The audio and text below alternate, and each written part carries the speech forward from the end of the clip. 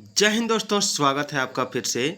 और एक बार फिर से मैं लेकर आया हूँ उड़ान झारखंड सार संग्रह से चैप्टर 18 पढ़ा पंचायत शासन व्यवस्था, जो आपकी परीक्षा की दृष्टि से बहुत ही इम्पोर्टेंट होने वाली है। तो इस वीडियो को पूरा जरूर देखिएगा।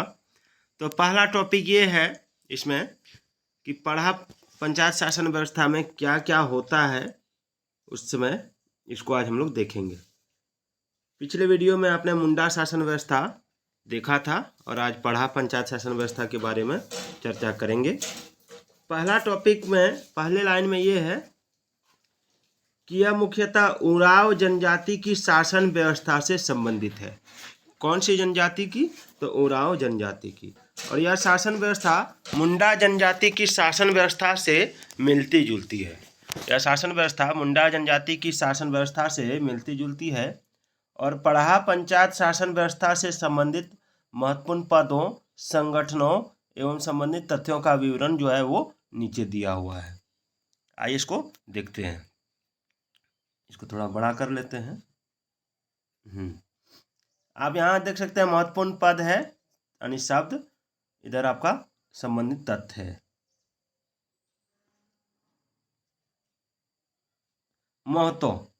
महतो जो होता है, इस शासन व्यवस्था में प्रत्येक गांव का एक प्रधान होता है जिसे महतो कहा जाता है।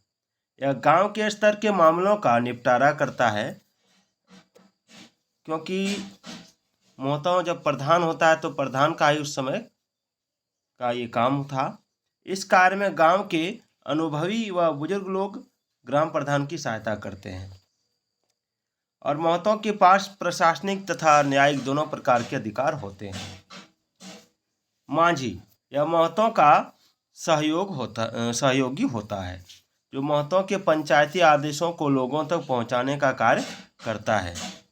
कई गांवों से मिलकर बनी पंचायत, ठीक है, कई गांवों से मिलकर बनी पंचायत अंत ग्रामीण पंचायत को पढ़ा या पढ़ा पंचायत कहते हैं। ठीक है, इसको याद रखिएगा। इसमें 5, 7, 11, 21 या 22 से भी अधिक गांव हो सकते हैं। पढ़ा पंचायत का प्रमुख कार्य जो होता है वो 2 या अधिक गांव के बीच के विवादों का निपटारा करना होता है।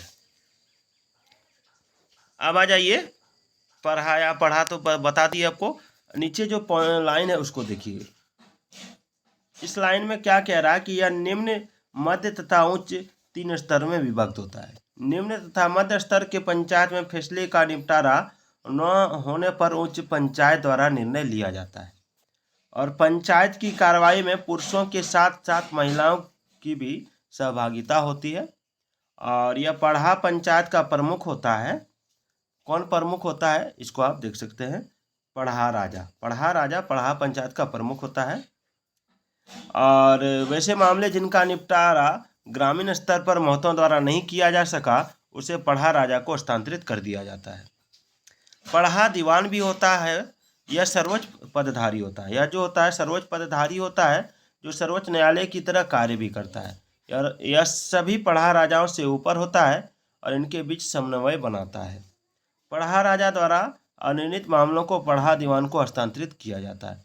तो ये था आपका पढ़ा शासन व्यवस्था, पंचायत शासन व्यवस्था के बारे में। और नेक्स्ट टॉपिक चैप्टर 19 देखते हैं। अभी और है इसमें, ये भी और, इसको देख लेते हैं पूरा, थोड़ा सॉरी। एक है पाहन। पाहन जो होता है यह गांव का धार्मिक प्रधान होता है। गांव के सभी धार्मिक अनुष्ठान, पूजा पाठ, पर्व त्योहार, शादी विवाह आदि से संबंधित कार्यक्रमों का संचालन पाहन द्वारा ही किया जाता है। और यह पद किसी शादीशुदा व्यक्ति को ही मिलता है। पाहन को दी जाने वाली भूमि पहनई भूमि कहलाती है। शुरुआत में पाहन का प्रमुख कार्य गांव के सभी प्रशासनिक और धार्मिक कार्यों का संपादन करना था और इससे संबंधित कुल को पाहन खूंट कहा जाता था। चलिए, इसे वेदा भी कहा जाता है और यह पाहन को सहयोग करता है। यह सामान्यतः ग्रामीण देवताओं की पूजा कर उन्हें शांत करने का कार्य करता है। वेगा, एक मिनट याद रखिए, यहाँ पर थोड़ा सा मैं आपको बताया नहीं। हाँ, यहाँ देखिए, वेगा जो होता है, वेगा यह सामान्यतः ग्रामीण देवताओं की पूजा कर उन्हें शांत करने का कार्य करता है। इसे विद्या भी कहा जाता है। और महतों के कार्यभार पूर्व वेगा ही गांव का पुरोहित व लौकिक प्रधान होता था। आइए डाड़ा पढ़ा, यह कई गांवों को मिलाकर बनाया गया संगठन है। इसमें पढ़ा के प्रत्येक गांव की को सदस्यता के रूप में अधिकार और दर्जा दिया जाता है। इसमें पदों के अनुरूप सदस्यों को अधिकार, कर्तव्य और पहचान चिन्ह प्रदान किया जाता है। और पढ़ा पंच जो होता है, यह आश्विन पूर्णिमा के दिन इसका आयोजन किया जाता है। पढ़ा पंच यदि कोई गांव संबंधित पढ़ा से बिना संबंध विच्छेद किए किसी अन्य पढ़ा से संबंध होना चाहता है तो उसे दूधमैया गांव कहा जाता है। दूधमैया गांव, जब दूधमैया गांव नए पढ़ा में शामिल होता है तो वह अंतर पढ़ा बन जाता है। और इस शासन व्यवस्था के अंतर्गत पढ़ा में शामिल एक गांव को पढ़ा राजा गांव या दूसरे को दीवान गांव, तीसरे को पनेरे गांव, चौथे को कोटवार गांव तथा शेष को प्रजा गांव कहा जाता है। तो ये था आपका पढ़ा पंचायत से। अब हम लोग मांझी परगना शासन व्यवस्था को देखेंगे। मांझी परगना शासन व्यवस्था में क्या होता है कि संथाल जनजाति की शासन व्यवस्था को मांझी परगना शासन व्यवस्था के नाम से जाना जाता है। अन्य सामाजिक व्यवस्था की भांति इस व्यवस्था में भी शासन व्यवस्था को सुचारू रूप से संचालित करने हेतु सामूहिक एवं पारिवारिक जीवन में बचपन से ही नियमों एवं उपनियमों की सीख प्रदान की जाती है। ठीक है ना। उसके बाद इसकी अवहेलना करने पर पंचायतों द्वारा विभिन्न प्रकार के दंड प्रदान किए जाते हैं और इसमें शारीरिक तथा आर्थिक दोनों प्रकार के दंड सम्मिलित होते हैं। संथालों ने इस शासन व्यवस्था को सरैया पहाड़िया जनजाति से ग्रहण किया है, जिसकी राजनीतिक शासन व्यवस्था अत्यंत लोकतांत्रिक थी। अब मांझी परगना शासन व्यवस्था से संबंधित महत्वपूर्ण पद जो है वो नीचे दिया हुआ है, इसको हम लोग देखते हैं। आप देख सकते हैं महत्वपूर्ण पद है, आप हरे रंग की पट्टी में ब्लू रंग की पट्टी में महत्वपूर्ण पद है, सफेद रंग की पट्टी में उसका तथ्य बताया गया है। मांझी इस शासन व्यवस्था में प्रत्येक गांव की एक पंचायत होती है जिसका प्रधान मांझी कहलाता है। ठीक है ना। यह गांव की शासन व्यवस्था के संचालन हेतु प्रमुख रूप से उत्तरदायी होता है और मांझी को सफलतापूर्वक शासन संचालित करने हेतु विभिन्न प्रशासनिक एवं न्यायिक अधिकार प्राप्त होते हैं। वहीं आ जाइए, यह ग्राम पंचायत के माध्यम से जमीन जायदाद, तलाक, आपसी झगड़े आदि समस्याओं का समाधान करता है और मांझी हत्या जैसे गंभीर अपराध को छोड़कर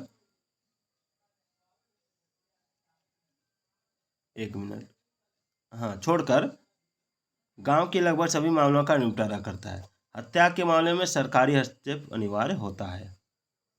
मांझी को लगान वसूलने से लेकर विवाह संबंध स्थापित कराने तक का अधिकार प्राप्त होता है। अब आ जाइए प्रमाणिक या प्रतीक। ठीक है। मांझी की अनुपस्थिति में उसके कार्यों का संचालन प्रमाणिक द्वारा किया जाता है, उसे उपमांझी भी कहा जाता है, इसको याद रखिएगा। यह मांझी के सचिव के रूप में कार्य करता है। आ जाइए गोड़ाइत। गोड़ाइत क्या है इसको जान लीजिए। गोड़ाइत या गुड़ित भी बोल सकते हैं इसको। तो इसमें क्या होता है कि ग्रामीणों को किसी उत्सव या कार्यक्रम की जानकारी पहुंचाने का कार्य गुड़ित द्वारा किया जाता है। यह लोगों को विभिन्न अवसरों पर एक स्थान पर एकत्रित करता है और यह गांव के परिवारों से संबंधित सूचनाएं भी एकत्रित करता है। आइए आगे बढ़ते हैं। जोग मांझी, एक मिनट, थोड़ा सा इसको छोटा करते हैं।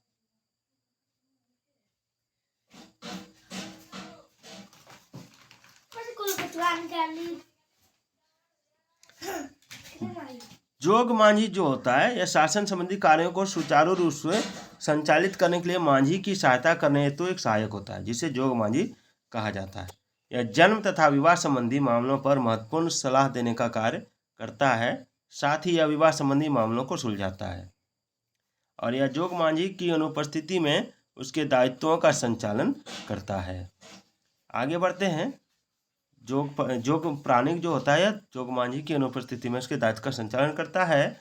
और परगणित जो होता है इस व्यवस्था में 15 से 20 गांवों को आपस में मिलाकर परगना निर्मित होता है, इसका प्रधान परगणित कहलाता है। और विभिन्न गांवों के बीच के विवादों का निपटारा परगना में किया जाता है। अब है देश मांझी या मोड़े मांझी। या परगनेत का सहायक होता है, जो 5 से 8 गांवों का प्रधान होता है। और इस प्रकार एक परगनेत के 1 से अधिक सहायक होते हैं। कौन? तो देश मांझी या मोड़े मांझी। जो मामला मांझी द्वारा नहीं सुलझ पाता है उसे देश मांझी को भेज दिया जाता है तथा देश मांझी को पंचायत में अनसुलझे मामलों को परगनेत को हस्तांतरित कर दिया जाता है। इस प्रकार यह व्यवस्था लोकतांत्रिक राजनीतिक प्रणाली के समरूप प्रतीत होती है। आइए देखते हैं विषम परगना। इस परगनेत से उच्च स्तर पर अव्यवस्थित होता है। जिन मामलों का निवारण परगनेत की सभा में नहीं होती है उसे दिसुम परगना को हस्तांतरित कर दिया जाता है और यह सभी क्षेत्रों में नहीं पाया जाता है। अब है भगदो राग प्रजा। भगदो प्रजा जो होता है ना, यह झगड़ा के निपटारे में गांव के वरिष्ठ लोगों से विचार विमर्श किया जाता है, जिन्हें भगदो प्रजा कहा जाता है। लाशेर टंगाई, यह गांव के प्रहरी की भांति कार्य करता है, जो बाहरी आक्रमण से गांव की सुरक्षा करता है। चौकीदार, यह पुलिस की भांति कार्य करता है या मांझी के आदेशानुसार किसी व्यक्ति को गिरफ्तार करता है। नायके, गांव का धार्मिक प्रधान नायके कहलाता है और धार्मिक अपराधों पर फैसला नायके द्वारा ही दिया जाता है। यह उपनायके की भांति कार्य करता है। यह गांव से बाहर देवी देवताओं की पूजा पाठ संपन्न कराता है। और करेला दंड जो होता है यह सबसे हल्का दंड है। इसके तहत अपराधी ₹5 से 150 का दंड लगाया जाता है अपराधी पर। ठीक है, चलिए आगे देखते हैं। उसके बाद है बिटलाहा।